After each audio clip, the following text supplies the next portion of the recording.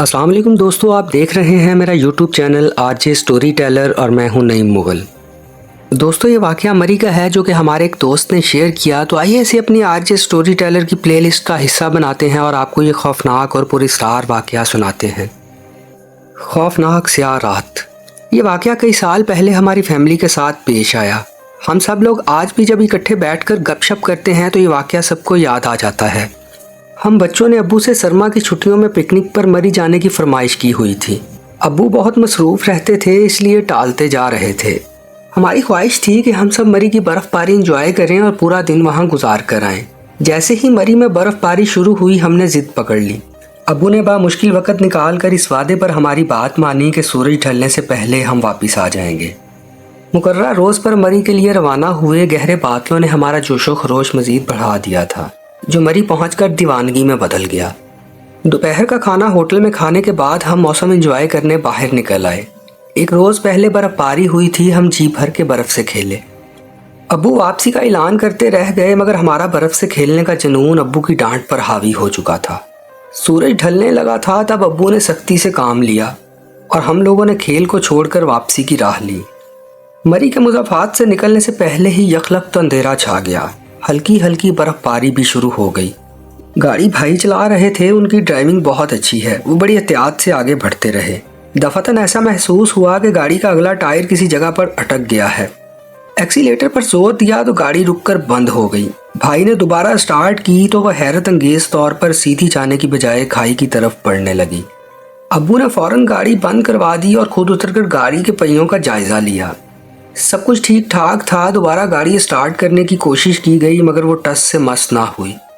हमारा खौफ से बुरा हाल था। अब रात का अंधेरा पूरी तरह से फैल गया था। अब्बू ने कई बार गाड़ी स्टार्ट करने की कोशिश की। नाकाम होने पर हमें गाड़ी से उतरकर एक तरफ खड़े होने को कहा। गाड़ी की लाइट जला दी ताकि आने जाने वाले हमें देखकर मदद के लिए रुक जाएं। बर्फ आहिस्ता आहिस्ता जोर पकड़ती जा रही थी। इक्का दुक्का जो गाड़ियां दिखाई दे रही थीं वो भी नजर आना बंद हो गई थी। हम सब सर्दी से अकड़े किसी कैबी मदद का इंतजार कर रहे थे। गाड़ी के अंदर गैस का सिलेंडर रखा हुआ था जो चाय वगैरह बनाने के लिए अब्बू साथ लाए थे। वो जला लिया और हम गाड़ी के अंदर ही बैठ गए। तकरीबन 9 बजे के करीब एक ट्रक आता दिखाई दिया। हमें इतनी हिम्मत भी नहीं थी कि उसे रुकने का इशारा करते, मगर वो हमें देखकर खुद ही रुक गया। उसको रुकते देखकर अब्बू भी बाहर आ गए। ड्राइवर को उन्होंने सारी सूरत हाल से आगाह किया। ये सुनकर वो ड्राइवर कहने लगा, ये जगह खतरे वाली है, यहाँ ठहरना मुनासिब नहीं। जिस पहाड़ के सामने आप लोग रुके हुए हैं यह सेब ज़दा इलाका है। यूं भी थोड़ी देर बाद इधर उधर से जंगली जानवर शिकार की तलाश में निकलने वाले होंगे। आप लोग कई मसाइब में फंस जाएंगे। मैं आप लोगों को किसी होटल तक ले जाता हूँ, आप ट्रक में बैठ जाएं। बर्फबारी से आगे पीछे के रास्ते बंद हो चुके हैं। ये सिलसिला 4-5 रोज चलेगा। आप लोग आगे जा सकेंगे ना पीछे। ट्रक ड्राइवर ने ऐसा हौलनाक नक्शा खींचा कि इस माहौल में हमारे रोंगटे खड़े हो गए। अब्बू ने फौरन उसकी बात मान ली। जब हम लोग ट्रक में सवार हो गए तो उसने एक नया शोशा छोड़ा। कहने लगा, साहब इस होटल वाले मुंह मांगा किराया वसूल करेंगे। मैं आपको अपने घर ले जाता, मगर वो भी दूर है और मैं जिस काम से जा रहा हूँ उसे करना भी ज़रूरी है। अगर आप मुनासिब समझें तो यहाँ करीब ही एक घर है जो कभी कभी हम ड्राइवर लोग इस्तेमाल करते हैं। वो इस वक्त खाली है, आपको रात ही गुजारनी है, वहाँ बसर कर ले। अब्बू होटल का मुंह मांगा किराया देने से घबरा गए थे, क्योंकि वो इतनी बड़ी रकम लेकर नहीं आए थे। ड्राइवर की इस पेशकश पर फौरन ही रजामंद हो गए। ड्राइवर ने अपना ट्रक एक जगह रोका और नीम पुख्ता बल्कि खंडर नुमा मकान के आगे हमें उतार कर कहा, अंदर से कुंडी लगा लें। अव्वल तो कोई इस बर्फबारी में इधर आएगा भी नहीं, फिर भी अगर कोई आ जाए तो आप दरवाज़ा मत खोलें। जब तक मुमकिन हो सके जागते ही रहें। वो हमें और खौफजदा करके चला गया। बर्फबारी मुसलसल हो रही थी, कभी हल्की कभी तेज। ड्राइवर ने अपने ट्रक से 3 बिस्तर उतार कर हमें दे दिए थे और कंबल भी। बज़ाहिर वो साफ सुथरे ही लग रहे थे। कुछ गर्म कपड़े हम साथ लेकर आए थे। इस घर का एक ही कमरा ठीक ठाक था। उसके कोने में बिस्तर बिछाकर हम कंबलों में दुबक कर बैठ गए। बिस्तर गीले गीले से हो रहे थे। हमने अपने बैग में जय नमाज ठोंस रखी थी, वो निकाली और इशा की नमाज पढ़ी।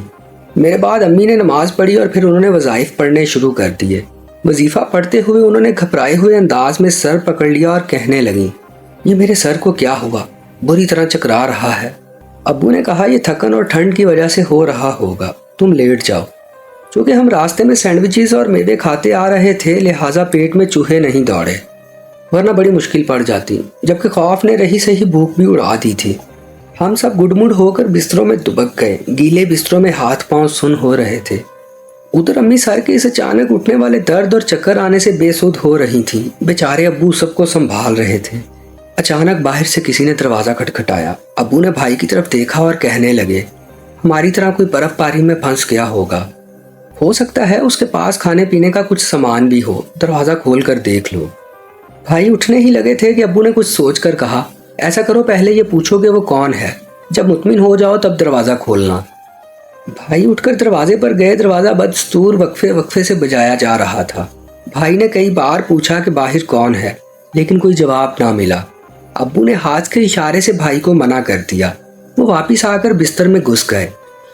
दरवाज़ा फिर बजने लगा था। अब्बू ने सख्ती से मना किया कि कोई इस तरफ ध्यान ना दे, लेकिन ये भला कैसे मुमकिन था।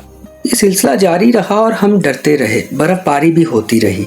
इस सकूत में जब भी दरवाज़ा बजता तो हम कुरानी आयात पढ़ने लगते।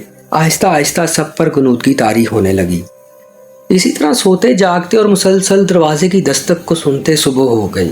दस्तक बंद हो चुकी थी। मेरी बहन और बड़े भाई ने हमें अजीब ही बात बताई कि इन्हें रात को एक त्रास का दौरा अब्बू के सड़हाने खड़ी दिखाई दी थी। पहले भाई की आंख खुली थी और इसने ये मंजर देखा। उनके मुताबिक वो औरत अब्बू के सड़हाने खड़ी थी। 15 मिनट बाद वो धुएं में तहलील हो गई थी। उसके बाद बहन की आंख खुली। इन्हें भी एक औरत उसी जगह अब्बू के सड़हाने खड़ी दिखाई दी।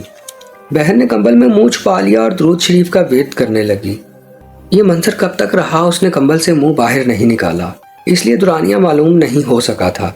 अब्बू ने हंसकर कहा, ये तुम दोनों का वहम होगा। बाज़ औक़ात खौफ के आलम में ऐसी चीज़ें तसव्वुर से निकलकर सामने आने लगती हैं। भाई ने पूछा, क्या रात भर की दस्तक भी हमें खौफ की वजह से सुनाई दे रही थी? फिर भाई ने बहन से पूछा, तुम बताओ वो औरत कैसी थी? मेरी बहन ने उसका हुलिया बताया। भाई ने कहा, जिस औरत को मैंने देखा था वो भी इसी हुलिये की थी। हम दोनों को एक ही औरत क्यों दिखाई दी? अब्बू ने उनका यकीन नहीं किया, ना ही हम लोगों ने। अलबत्ता अम्मी खामोश रहीं। ऐसा लग रहा था वो शदीद तकलीफ में हो। अब सबको भूख भी लग रही थी। बाहर झांका तो बर्फबारी का वही आलम था। सोचा था सुबह सवेरे निकल जाएंगे, मगर ये नामुमकिन नजर आ रहा था। अभी बाहमी मशवरे जारी थे कि वो ट्रक ड्राइवर आ गया जिसने रात को हमें यहाँ उतारा था। उसे देखकर हमें इतनी खुशी हुई कि अल्फाज में बताना मुमकिन नहीं। उसने हमें ये नहीं बताया था कि वो सुबह आएगा। उसकी गैर मुतवक्का आमद पर हमें हैरत हुई और खुशी भी। उसने अब्बू को बताया कि मेरी बीवी ने मुझे इधर भेजा है कि आपकी खैर खबर ले आऊँ, वरना वो मुझे नाश्ता नहीं देगी। अब्बू ने उससे पूछा, उसे हमारी खबर लेने की फिक्र क्यों हुई? तुमने उसे हमारे बारे में क्या बताया था? ड्राइवर चुप हो गया। फिर ज़रा शर्मिंदा लहजे में बोला, मुझे खुद सारी रात आप लोगों की फ़िक्र में नींद नहीं आई। दिल मुलामत करता रहा कि मुझे आप लोगों को इस जगह छोड़ने की बजाय अपने घर ले जाना चाहिए था। दरअसल ये जगह आसेब ज़दा है और ये घर भी, इसलिए पूरा तामीर नहीं हो सका कि मज़दूरों ने यहाँ अजीबो गरीब मनाजिर देखे। इन असेबी ताकतों ने इन्हें बेहद तंग किया। हम लोगों ने जब इसे ड्राइवरों के आराम के लिए मुंतखब किया तो इन मज़दूरों में से चंद हमें मिले। उन्होंने हमें मना किया कि इस घर में असेबी असरात हैं। वो नादीदा हस्तियाँ यहाँ किसी की मुदाखलत बर्दाश्त नहीं करती। उन्होंने इस घर के मालिक को इतना तंग किया कि उसने ये घर अधूरा ही छोड़ दिया था।